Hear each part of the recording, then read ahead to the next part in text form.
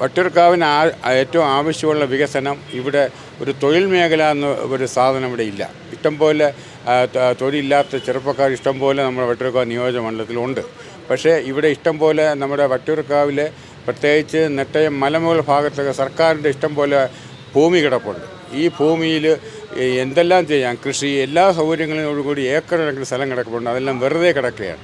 ഈ സ്ഥലങ്ങളിലൊക്കെ ശരിക്കും പറഞ്ഞാൽ കുറേ തൊഴിലവസരങ്ങൾ നമുക്ക് യുവാക്കൾക്ക് തൊഴിൽ കൊടുക്കാൻ സ്ഥാപനങ്ങളുണ്ടാക്കി കുറേ ഈ മണ്ഡലത്തിൽ അതിൻ്റെ വലിയൊരു ഘടകമായിട്ട് മാറ്റാൻ കഴിയും. പക്ഷേ ഈ മാറി വരുന്ന രണ്ട് മുന്നണികൾ ഇതൊന്നും നോക്കാറില്ല.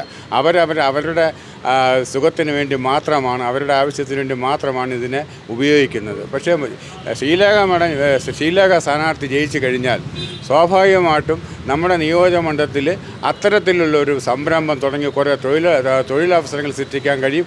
അതോടൊപ്പം വട്ടിയൂർക്കാവ് ജംഗ്ഷൻ്റെ വികസനം ഉമ്മൻചാണ്ടി ഇരുന്ന സമയത്ത് 100 കോടി അനുവദിച്ചു.